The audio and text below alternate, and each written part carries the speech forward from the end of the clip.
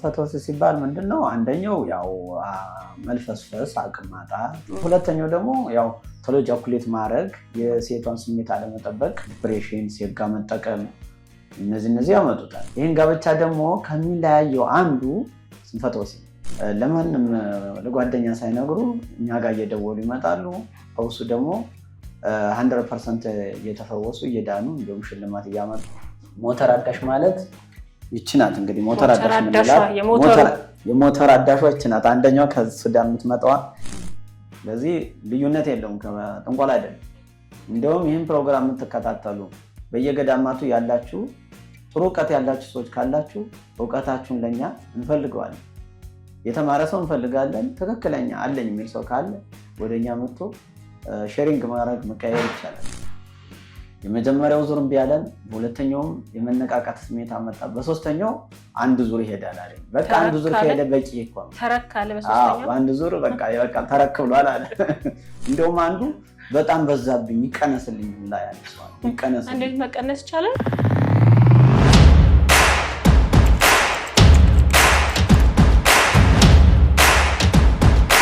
እሺ በጣም እናመሰግናለን።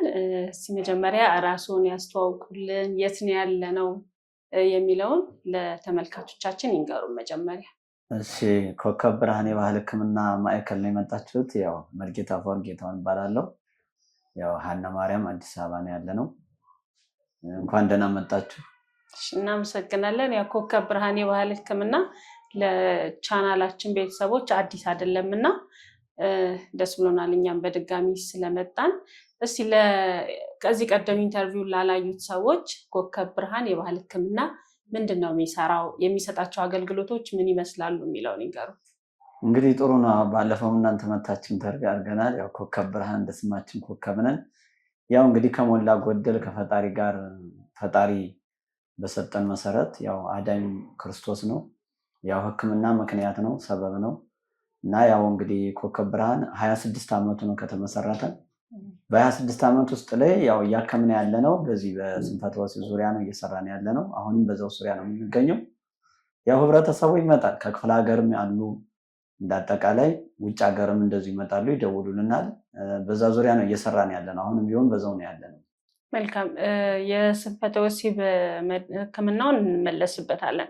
እስቲ ከዛ ባሻገር በርካታ የባህል ህክምና የሚሰጡ ተቋማት አሉና እንደው አሁን ከዚህ ከስንፈተ ወሲቡ ሌላ ምን አገልግሎት ትሰጣላችሁ? ምን ላይ ነው እናንተስ የምትታወቁት?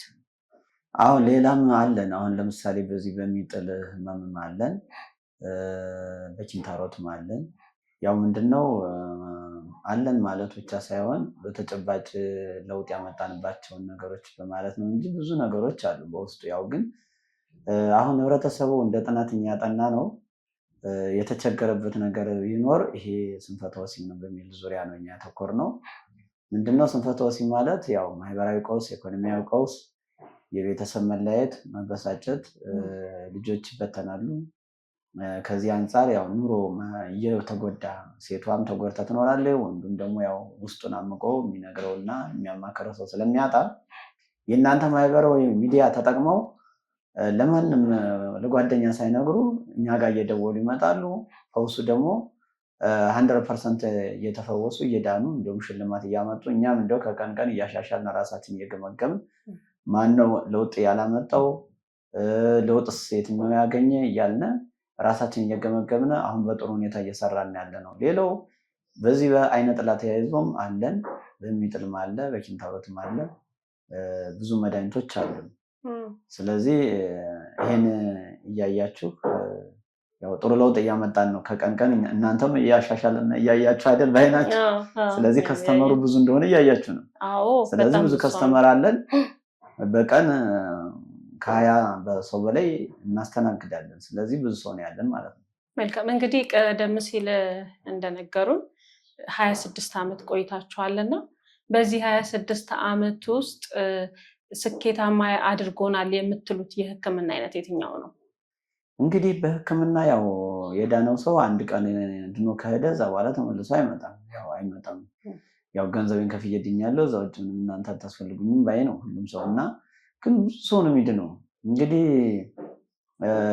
ባለፈው ምን እንደነገርኳችሁ የባህል ህክምና የኢትዮጵያ ሀገር በቀል እጽዋት ነው። ሀገር በቀል እጽዋት በሀገራችን ላይ ብዙ ሊቃውንቶች አሉ በየአድባራቱ በየገዳማቱ እኛን ሁሉ የሚያስተምሩ አሁንም ድረስ እና የባህል ሕክምናው ተቀብሮ የቀረ ነበር። አሁን ግን በጣም በጥሩ ሁኔታ ሀገር በቀል መኖሩ ደግሞ ለሀገራችን ትልቅ ግብአት ነው ብለን ነው የምናስበው። ለምን አይበለውና እንደው የሆነ ነገር ቢሆን ሰው በሀገሩ ነው መኩራት ያለበት።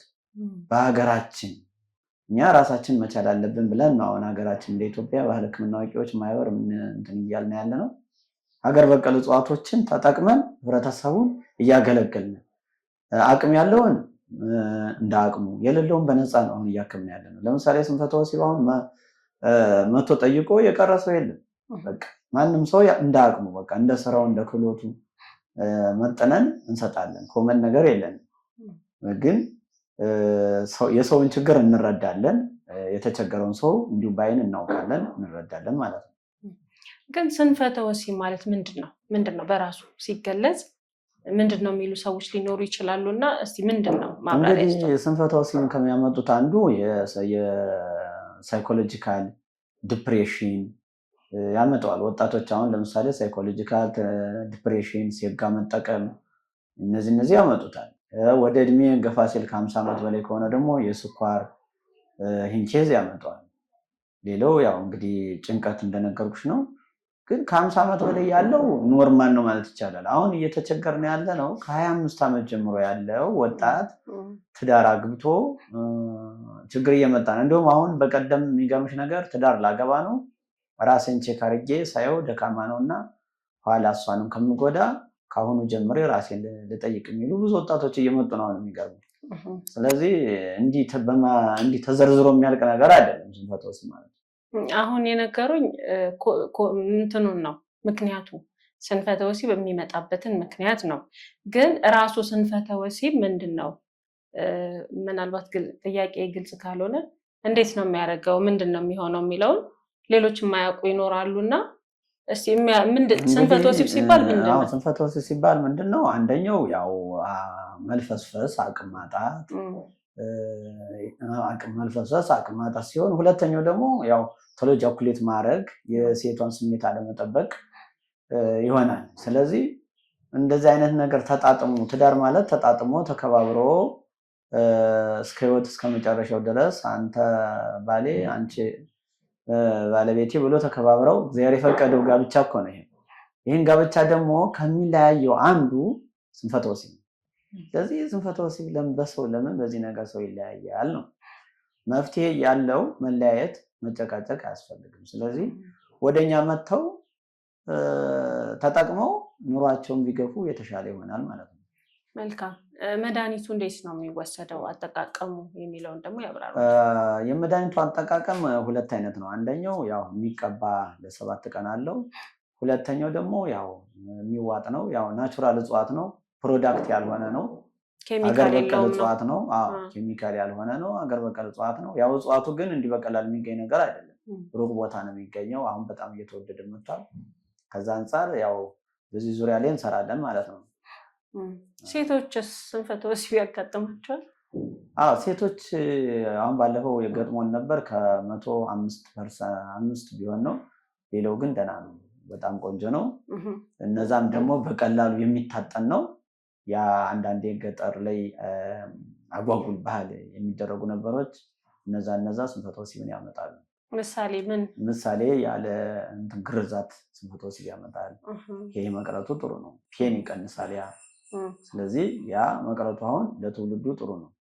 ስለዚህ አሁን ሴቶቹም በዚህ ጉዳይ ላይ አለ። ለምሳሌ ያጋጥመናል። ግን የመጡ ሴቶች አሉ አንተ? አሁን ቀንሷል። ግን በፊት ይመጡ ነበር፣ አሁን የለም። ለራሳቸው ለባላቸውማ ይመጣሉ። ለምሳሌ ለሰውየው የማይመቸው ከሆነ በስልክ ተደዋውለን ተነጋግረን ሄደሽ ይዘሽልኝ ነይ። ከዛ በኋላ ራሷ እንዲሁም ይዛም ይመጡም አሉ፣ ይዘው ይመጣሉ፣ መተም ይወስዳሉ። ይሄ በጣም ብዙ ነው። እንዲሁም አለ በጣም አብረው ባልና ሚስት ይመጣሉ። አብረው ባልና ሚስቶችም ይመጣሉ። ባልየው ደግሞ ሚስቲቱን ይልካል። ከዛ መታ ወስዳ አጠቃቀሙን እኔ እነግራታለሁ። ከዛ በኋላ እንዴት ነው ለውጡስ ምን ያክል ነው ጠይቃታለሁ። አይ ከድሮ የተሻሻለ ነው፣ እንዴ ቢሻሻል ጥሩ ነው ቢጨመር ማለት እንግዲህ ቢጨመር አይከፋም ነው። ስለዚህ ከዚህ አንፃር በጣም ቆንጆ ነው።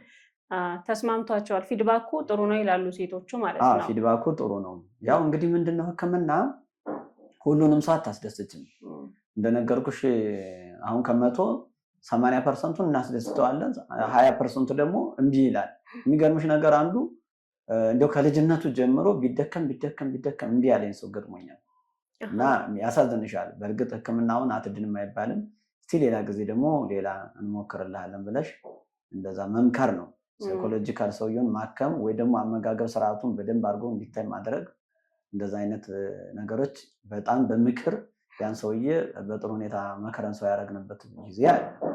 መከረን ቅድም ባልና ሚስት ይመጣሉ ሲሉኝ ምን አሰብኩ፣ በብዙ ጊዜ ትዳር አሁን በወር ይሁን በሳምንት አላውቅም እንጂ የፍቺ መጠን እጅግ በጣም እየጨመረ ነው። ወደ የሚፋቱ ሰዎች ቁጥር እየበዛ ነው። ከነዛ ውስጥ ከፍቺ ውስጥ አንዱ እርሱም እንዳሉት የስንፈተ ወሲብ ችግር ነው። ያው በወሲብ አለመጣጣም ለትዳር መፍረስ አንድ ኮዝ ሊሆን ይችላል። ግን ባልና ሚስቶች እንደዚህ በምን አይነት ግንዛቤ ነው እንደዚህ ባሌ ስንፈተ ወሲብ ስለገጠመው ናንሂድ ተባብለው መምጣታቸው እርስዎ እንዴት ነው የሚገልጹት? ለምሳሌ አሁን የኛ ይሄ ቻናል አመለካከት የሰው አመለካከት ከየት መጣ? አሁን ይሄ ቻናል እንግዲህ ያዩታልና ሲያዩት ይሄ ማለት እኮ ያንተ ችግር ነው፣ ይሄ ማለት ያንቺ ችግር ነው፣ ስለዚህ ለምን ይህን ነገር ሄደን መፍታት አንችልም ብለው ለማንንም ሳያማክሩ በማየት እንግዲህ ሰው በማንበብ ነው ምሁር የሚሆነውና ያነበበ ተጠቀመ ነው። ስለዚህ ይህን ቻናል ያዩ ሁሉ ራሳቸው ማንንም ጓደኛም ሳያማክሩ፣ አሁን በአሁኑ ሰዓት የሚገርማችሁ ነገር ሰው ሁሉ ተሳዳቢ ነው፣ አሽሟጣጭ ነው። በእንዲህ አይነት ነገር አለብኝ ብሎ ቢናገር ያ ሰውዬ ጓደኛው ያሽሟጥጥበታል፣ ይሰድበዋል። ከዚህ አንጻር ዝም ብሎ ማንንም ሳያማክር ተደብቆ መምጣት ነው መፍትሄው። ለምን ገና እኛ ትንሽ አጓጉል ባህል ስላለን አልተቀየርንም። ስለዚህ ከዚህ አንጻር ይሄ ፍቹ በእርግጥ አሁን ድሮ ድብቅ ነው። አሁን ግን ባለቤት ያልተስማማኝ እንደዚህ አይሆንም የሚል ነገር ሊኖር ይችላል። ግን አብዛኛውን ይሄ ህክምና ከተጀመረ ጀምሮ እርግጠኛ ነኝ ይቀንሳል ብዬ ገምታለሁ። ለምን በኢኮኖሚ ደህና ሆነው በዚህ ጉዳይ ለሚለያዩ ከሆነ እርግጠኛ ይስተካከልላቸዋል።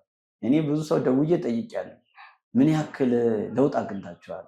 ባልና ሚስቶች የመጡትን ደውዬ እንዴት ነው አሁን እንዴት ሆንክ ምናምን በጣም ቆንጆ ነው የሚለኝ። እንደውም አንዱ በጣም በዛብኝ ይቀነስልኝ ሁላ ያለኝ ሰው አለ። ይቀነስልኝ። እንዴት መቀነስ ይቻላል? አይ አይሆንም። እንደው የሰውየው ሀሳብ ከድሮ በጣም ኦቨርሉክ ሆነብኝ፣ ቢቀነስልኝ አለ። ግን ህክምና ከዳነ ዳነ ነው። ያው ምንድነው እንግዲህ ያ ሰውዬ አመጋገቡን መቀነስ ነው ያለበት። አመጋገቡን ዴይ ቱ ዴይ የሚመገባቸውን ነገሮች ፋት የሚያደርጉትን ነገሮች ከቀነሰ ወደ ትንሽ ይቀንስለታል። እንደውም ዘመናዊ ዶክተር ነው። የሚገርምሽ ነገር ሰውየው በዛብኝ ነው። ዘመናዊ ዶክተር ነው። ይቀነስልኝ በጣም እንትን ሆነብኝ ሲል አመጋገብህን ቀንሰው፣ ሲበዛም ለሚስትየው ዳኮ ነው። አመጋገብህን መቀነስ አለብን ነው እና በጣም ቆንጆ ነገር ነው። ያው እንግዲህ አዳኝ እግዚአብሔር ቢሆንም እኛ ያው ምክንያት ነው። አንደኛ ሀገር በቀል እጽዋት ቅድም እንደነገርኩሽ ነው። በተፈጥሮ ነው። በተፈጥሮ ምንም አይነት ሳይድ ኢፌክት የለውም፣ የጎንዮሽ ጉዳትም የለውም። በመቀባትና ያው በምትዋጥ ነገር ናት። እዛ በኋላ በቃ መዳን ምን ነገር የለም። መልካም ገጠመኝ አለ በዚህ ዙሪያ ላይ ያጋጠሙ?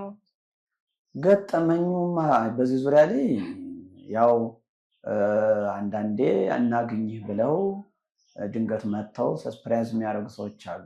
ያው ድነው ማለት ነው። ለምሳሌ ያያችሁትን ይህን ጠረጴዛ የገዛ ብዙ እቃዎች ይዞ የመጣ ሰው አለ። የቤት እቃ በሙሉ እንደዛ አይነት የዳነ ሰው አለ። ያው ደግሞ አንዳንዱ ደስ የሚል ነገር አለው በጣም። ለምሳሌ በስልክ ደውሎ ለበዓል እንኳን አደረሰ እንደ ቤተሰብ የሚጠይቁን ሰዎች አሉ። እንደውም መዋለድ ቋንቋ ነው ብለን ነው እኛ እስከ ጓደኛ ድረስ አብረን እስካሁን የምንጠያየቅ ሰዎች አለን እስካሁን። ሌላስ ገጠመኝ? ለምሳሌ አሁን ከ50 በላይ እድሜ ኖርማል ነው ብለውኛል። ስንፈተ ወሲብ ሊዳርግ ይችላል እና አንዳንድ ጊዜ እድሜያቸው በጣም ከፍ ያለ ሰዎች ወጣቶችን ህፃናቶችን የማግባት ሁኔታ ይፈጠራልና ምናልባት ይሄንን መድኃኒት ለማግኘት እንደዚህ አይነት ሰዎች መጥተው ያውቃሉ ወይ የሚለው? እንደውም አሉ አሁን ከ76 እስከ 80 ዓመት ያሉ ሁሉ ይመጣሉ። ነገር ግን ምንድነው እነዚህ ሰዎች ኢንሱሊን የሚወጉ ከሆነ አይሆንም፣ አይሆን ነገር ነው። ለምን ስኳር በተፈጥሮ ነጭ ደም ሴላችን ስለሚጎዳ እንጠይቃለን። ኢንሱሊን የምትወጉ ከሆነ አይሆንም። እርግጥ አይሆንም ማለት እንደ እንትን ስለሚሆን አይ አሁን መድኃኒቱ አልቋል ሌላ ጊዜ እንደውልላችኋለን ብለን ምላሽ ነው የምንሰጣቸው። ነገር ግን 100% አያረገንም ነው እኮ።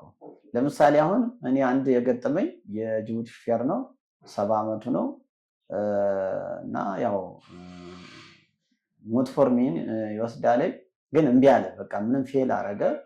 ሴትየቱ ደግሞ ልጅ ናት። በዚህ ጉዳይ ላይ ጭቅጭቅ ተነሳ። ከዛ እንሞክረውና የሚቀበውን ለውጥ የሚያመጣ ከሆነ እንየዋለን። ሞከር ነው።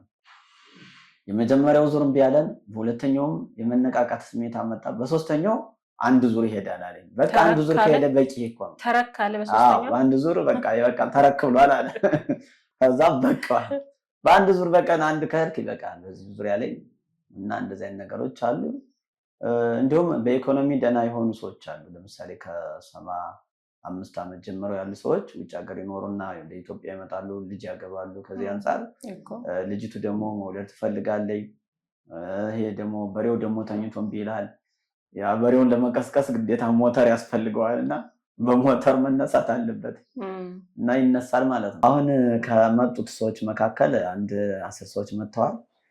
አንድ የገጠመኝ ነገር ቢኖር ምንድነው አባባ እድሜዎት ስንት ነው ስለ አይ አባባ ትበል አንተ በለኝ ሲሉኝ እሺ ይቅርታ አልኩኝና ያው እንግዲህ አዲስ አበባ ሰው አንተ አባባ ሲሏቸው አይወዱም። በተለይ ማማ አባባ አይወዱም።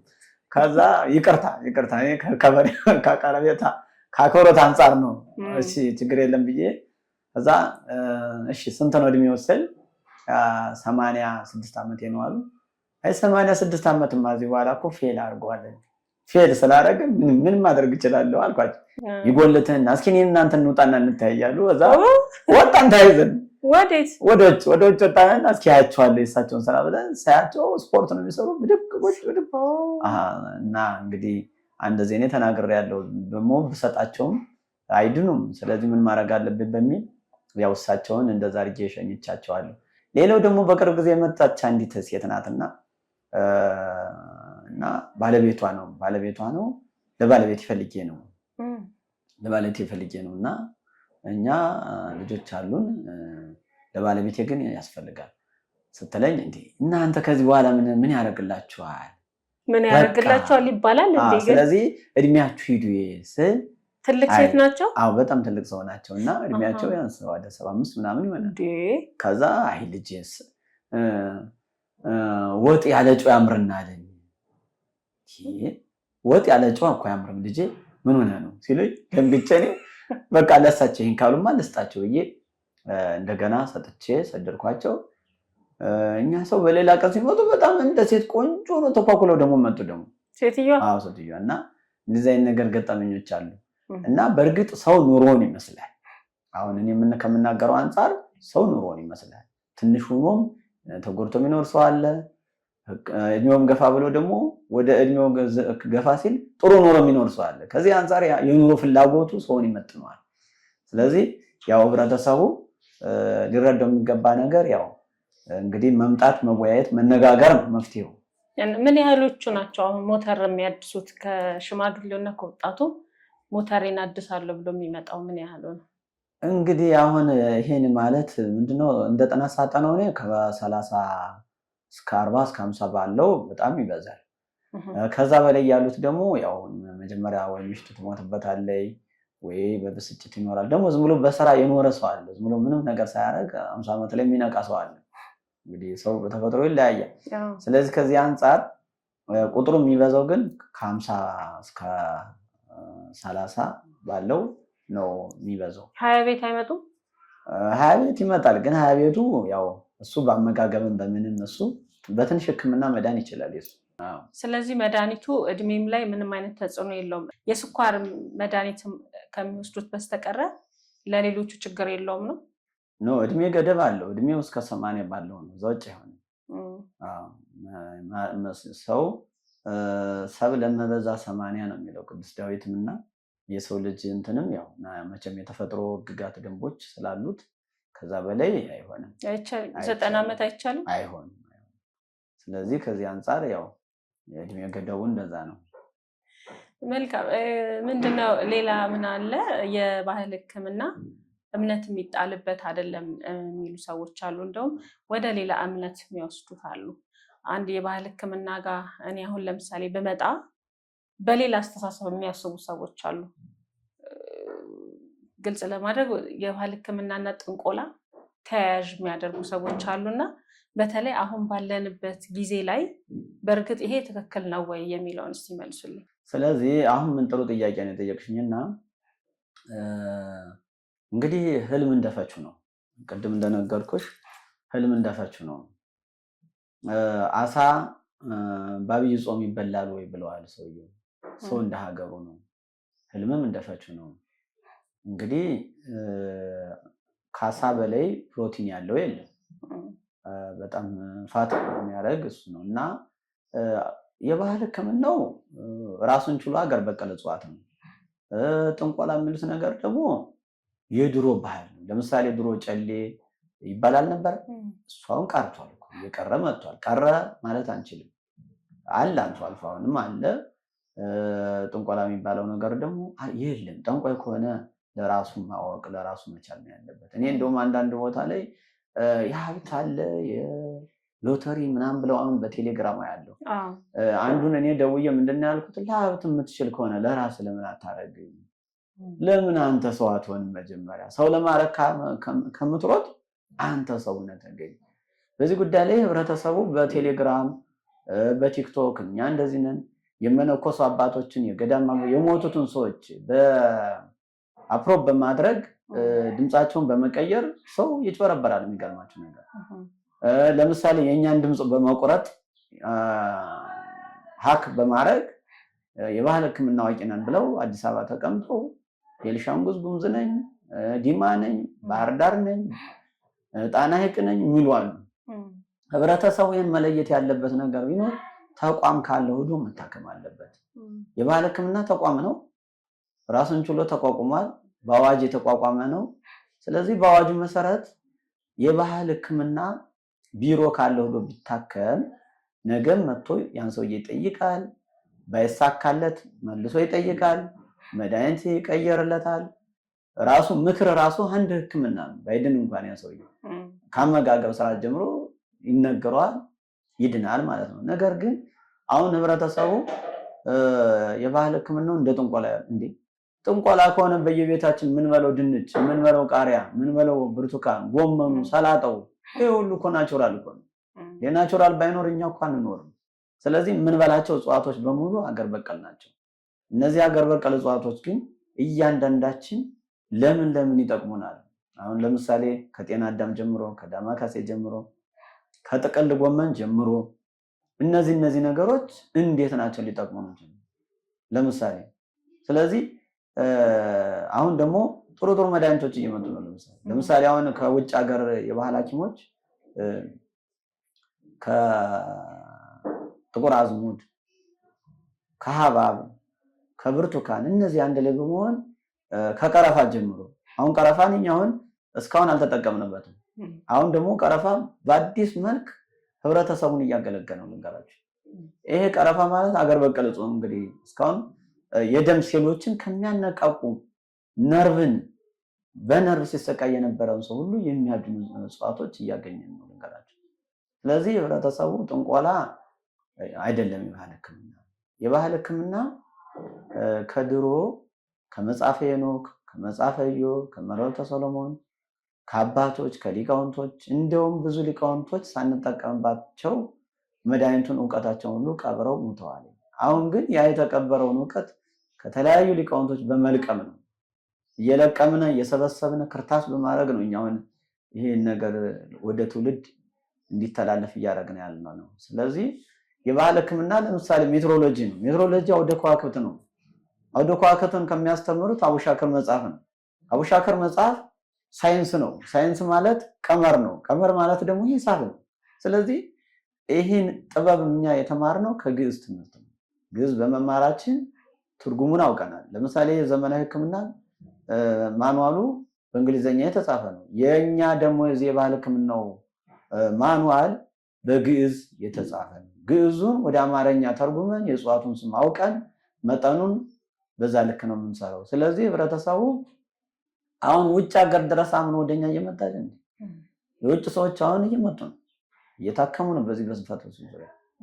ስለዚህ ሀገር በቀል እጽዋቶችን ልናከብራቸው ይገባል። እንደውም ይህን ፕሮግራም የምትከታተሉ በየገዳማቱ ያላችሁ ጥሩ እውቀት ያላችሁ ሰዎች ካላችሁ እውቀታችሁን ለኛ እንፈልገዋለን። የተማረ ሰው እንፈልጋለን። ትክክለኛ አለኝ የሚል ሰው ካለ ወደኛ መጥቶ ሼሪንግ ማድረግ መቀየር ይቻላል። ስለዚህ ልዩነት የለውም፣ ጥንቆላ አይደለም። አሁን እንደሰማነው ሰፊ ማብራሪያ የሚሰጡን እርስዎም በስኬታማ ነኝ ብለው በሚያምኑበት የስንፈተ ወሲብ ሕክምና ላይ ነው። ምናልባት አንዳንድ መድኃኒቶች ስንሰራ እውቅና የምናገኝበት አለ አይደለ? ለምሳሌ ከዚህ ቀደም ብለውኛል፣ የስኳር መድኃኒት እውቅና ተሰጥቶኛል ብለውኛል። ከዚህ ተመሳሳይ እውቅና ተሰጥቶታል በዚህ መድኃኒት ዙሪያ ላይ? እንግዲህ በዚህ በስንፈተ ወሲብ ዙሪያ ያው እንትን ብለናል። አሁን ለቀጣይ የምናቀርባቸው እጽዋቶች አሉ ሌሎች። ለምሳሌ አሁን ቅድም እንደነገርኩሽ የስኳር እየሰራን ነው። እንደውም ተልተል እያለቀብን ነው። እሱ አልቆ እያለቀ ተልተል እየሰራን ነው። አሁን ምንድነው እኛ ያተኮርን ያለ ነው የትኛው ነው ሰው የሚበዛበት ነው ችግሩ። አሁን ሰው የሚበዛበት ላይ ነው እያተኮርን ያለ ነው። ያንኛው መድኃኒቱ መጥቶ ቢቀመጥም ተጠቃሚ የለውም። ለምን? ስኳሩ በየጊዜው መለካት ይፈልጋል። ስኳር ደግሞ ዘለቄታዊ የሚድን ነገር አይደለም። ለጊዜው ይቀንሳል እንጂ ለምሳሌ 123 ከሆነለት ከ123 በታች ከወረደም ያው እንትን ይልበታል። ነገር ግን ሰውየው አመጋገቡን ስርዓቱን ካላስተካከለ መልሶ ይጨምራል። ስንፈተ ወሲብ ግን አንድ ጊዜ ከዳነ ዳነ ነው።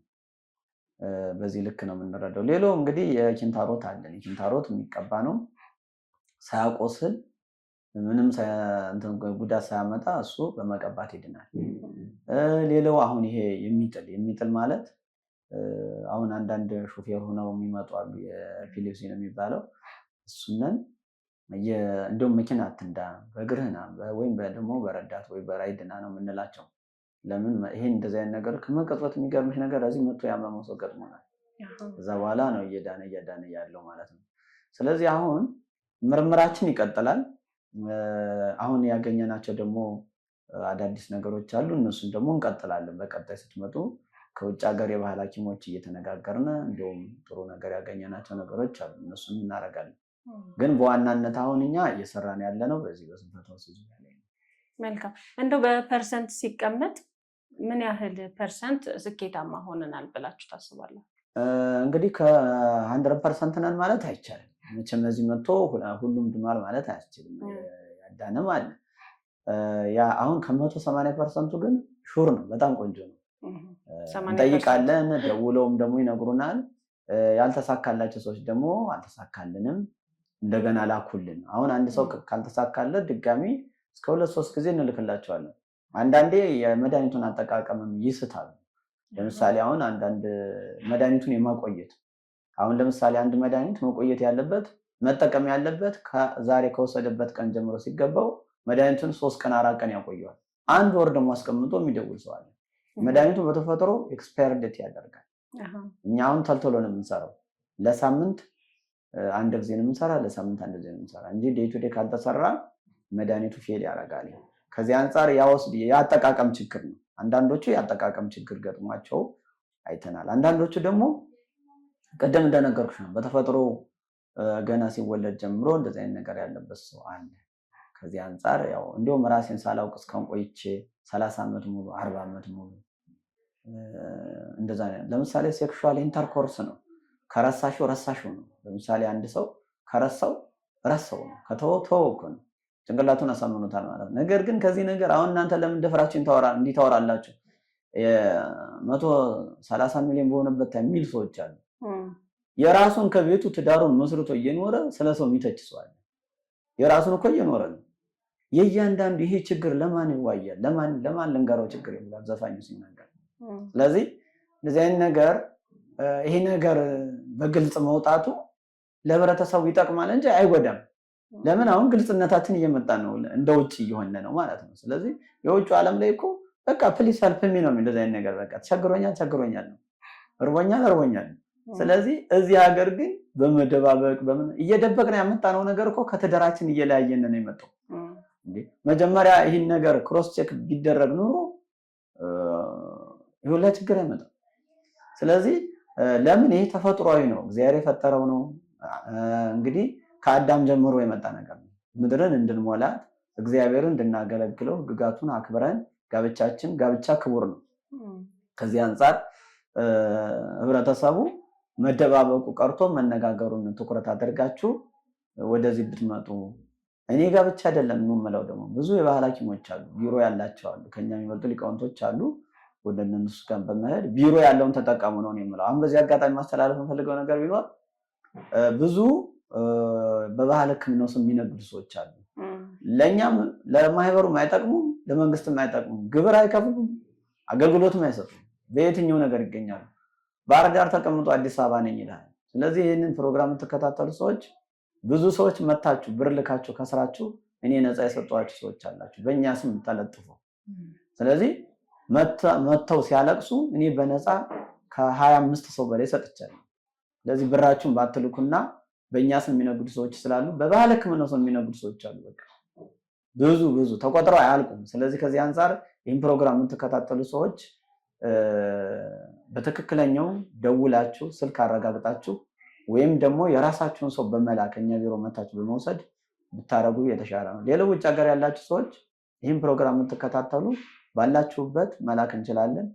እናንተም ሰው ካላችሁ የእናንተም ሰው ስልክ እየሰጣችሁ መታችሁ እንድትጠቀሙ ነው የምንለው። ምናልባት የቀረ ነገር አለ የምትሉትን ይነግሩኛል። ተጨማሪ ደግሞ አሁን ሌላ ቦታ ነው ያለነው እና ይህንንም አድራሻችሁንም አንድ ላይ አድርጋችሁ ንገሩ። በመጨረሻ የቀረ ሌላ ማስተላለፍ የምትፈልጉ መልእክት ካለና አድራሻውን አያይዘው ይንገሩ። እሺ እንግዲህ አሁን ከድሮ ቢሮአችን ቀይረን ወደዚህ መተናል። አድራሻችን አዲስ አበባ ሀና ማርያም ጤና ጣቢያው ከፍ ብሎ ኤልሻዴ መዝናኛ አጠገብ ነው የምንገኘው። ያው ከድሮ ቢሮአችን ትንሽ ያው እድገት ለውጥ አሳይተናል። እናንተም እያያችሁ ነው፣ አሻሽለናል። በጥሩ ሁኔታ ነው ያለ ነው። እንግዲህ እኛን ማግኘት የምትፈልጉ ሰዎች በ0911 80 82 41 ወይም በ0913 77 87 46 ደውሉልን።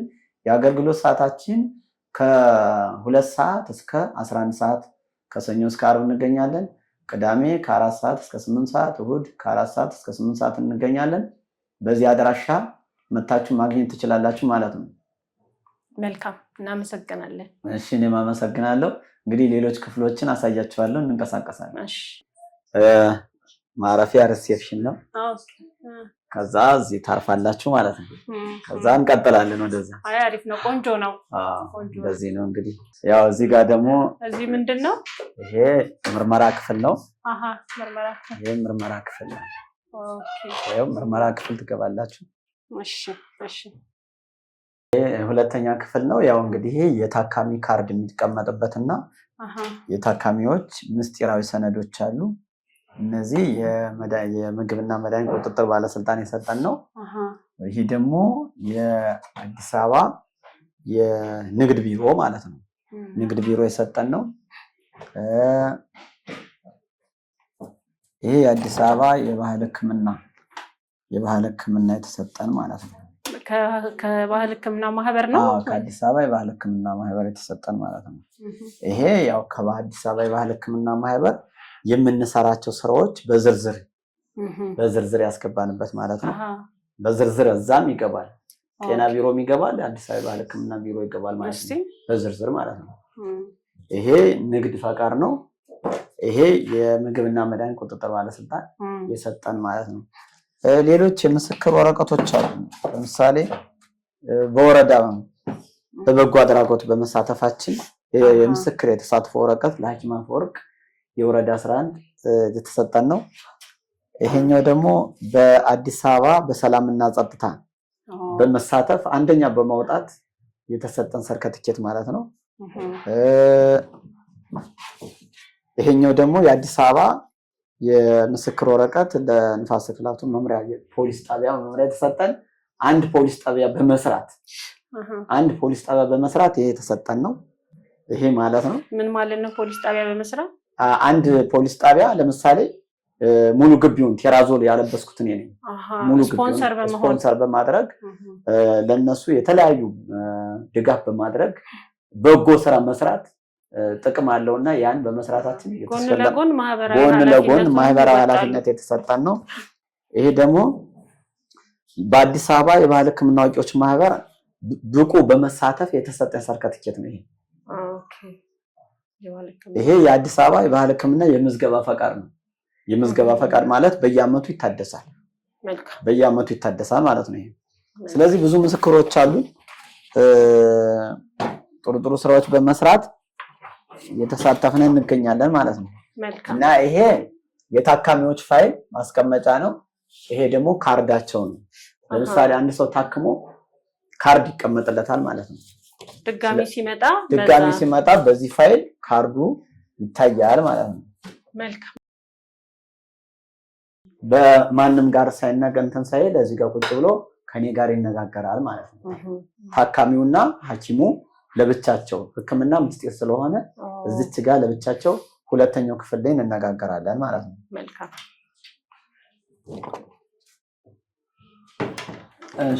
ወደዚህ ነው ምርመራ ክፍል ይላል። ይሄኛው ተመርምሮ ወደ አሁን የት ነው የምንገኘው? ምንድነው ይሄ እዚህ ክፍል ውስጥ የሚሰጠው ሰርቪስ? እንግዲህ ይሄ ሶስተኛ ክፍላችን ነው። እስካሁን ያያችሁት ሶስተኛ ክፍል ማለት መድኃኒት የምንሰጠው አንድን ሰው ብቻውን እዚህ መጥቶ ቁጭ ብለን መድኃኒቱን አጠቃቀሙን በምን ሰዓት በምን ቀን እንደገና ለስንት ቀን ይጠቀመዋል የሚለውን ነገር እዚህ ለብቻው እንሰጠዋለን ማለት ይሄ መድኃኒት ክፍል ቤት ነው። ስለዚህ ይሄ የምታዩዋቸው መድኃኒቶች በሙሉ አሁን ለምሳሌ እዚህ ጋር የሞተር አዳሽ የምትባለው እዚህ ጋር አለች። አሁን ለምሳሌ ሞተር አዳሽ ማለት ይቺ ናት። እንግዲህ ሞተር አዳሽ የሞተር አዳሿ ይቺ ናት። አንደኛው ከሱዳን የምትመጣዋ ይቺ ናት። ሌሎችም አሉ። እንግዲህ መድኃኒቶች እንዳያቸው የእያንዳንዳቸው ኮድ አላቸው። ለምሳሌ 59 ቁጥር ኮድ 2 በእያንዳንዳቸው የመድኃኒቶች አቀማመጥ ኮድ አላቸው። በኮድ ነው እኛ የምናስቀምጣቸው። ያለኔ ደግሞ እነዚህን ኮድ የሚያውቅ አንድም ሰው የለም። እዚች ቦታ ላይ የሚገባ አንድና አንድ እኔ ብቻ ነው የሚገባው ማለት ነው። ሌላው ኬሚስት የምናረግበትም እዚሁ ነው። ኬሚስት እናረጋለን። እንዳያችሁት ዘመናዊ ነው። ውሃ አለው። ውሃ 24 ሰዓት የከርሰ ምድር ውሃ አለ፣ አይጠፋም። ሽንት ቤት አለው። በዛ ልክ ከድሮ በጣም 100% አሻሽለን ከአንድ ክፍል ወደ 3 ክፍል መተናል ማለት ነው። እንግዲህ ዘመናዊ ሕክምና ማድረግ ይቻላል ማለት ነው። እነዚህ ጋር እንግዲህ ይሄ በጣም ቆንጆ ነው ብለን ነው ወደዚህ ያሻሻል ነው ማለት ነው። እንግዲህ አሁን እኛ የምንገኘው አዲስ አበባ ንፋስ ስልክ ላፍቶ ክፍለ ከተማ ወረዳ 11 ልዩ ቦታው ኤልሻዳይ መዝናኛ አጠገብ ነው። ግራውንድ ላይ ነው ያለነው፣ ያው መሬት ላይ ነው ያለነው እና ይህን ፕሮግራም የምትከታተሉ ሰዎች የኛንም ሀክ እያረጉ የሚጠቀሙ እየቆረጡ የኛን ንግግር በመቆረጥ ስልካቸውን በመለጠፍ የኛን ድምፅ እኛ በመምሰል ይሄን የሚጠቀሙ ሰዎች ስላሉ ከዚህ አንፃር ይህን ፕሮግራም ከዛሬዋ ቀን ጀምራችሁ ይህን ፕሮግራም የምታዩ ሰዎች በቀጥታ ወደኛ በመምጣት መታከም ትችላላችሁ። ክፍለ ሀገር ያላችሁ ሰዎች የኛን ስልክ በመያዝ ዩቲዩብ ላይ በማውረድ እንድትጠቀሙ ላለው አሁን እንግዲህ በድጋሚ ስልክ ቁጥር እነግራችኋለሁ። በ0911 80 82 41 ወይም በ0913 77 87 46 እንገኛለን። በዚህ ስልክ ቁጥር ደውሉልን። ስትደውሉልን ከ2 ሰዓት እስከ 11 ሰዓት ባለው ደውሉልን፣ ታገኙናላችሁ ማለት ነው። እንግዲህ እስካሁን ስንነጋገር የቆየነው ዘኢትዮጵያ ዩቲዩብ ቻናል ነው የምንገኘው። ዘኢትዮጵያ ዩቲዩብ ቻናል እያወረዳችሁ ሰብስክራይብ እያረጋችሁ ሼር እያረጋችሁ፣ ሼር ማድረግ ራሱ አንድ ሕክምና ነው። አንድ ሰው ማዳን ማለት ሼር ማድረግ ነውና ሼር ማድረጋችሁን አትርሱ። በዚህ አጋጣሚ እንዲሁም የረሳሁትን አግኝቻለሁ ማለት ነው። ሼር አድርጉ። አንድ ሰው አድኑ። እናንተ ራሳችሁ ሐኪሙን እስቲ በጎ ስራ ስሩ፣ ሼር አድርጉልን። ይሄን ሼር በማድረግ እናንተም እግዙን፣ ቻናሉንም እናሳድግ፣ አብረን ተባብረን ህመምተኞችን ከእግዚአብሔር ጋር እናድናቸው ማለት ነው። ስለነበረን ቆይታ እንግዲህ ከልብ እናመሰግናለን። በቀጣይ በሌላ ደግሞ ርዕስ እንገናኛለን። የዛሬው ቀን በዚህ ይበቃናል። ከልብ እናመሰግናለን። የዚህ ሰራተኞች በሙሉ እንወዳቸዋለን፣ እናከብራቸዋለን። እግዚአብሔር ይስጥልን፣ እግዚአብሔር ይባርክልን።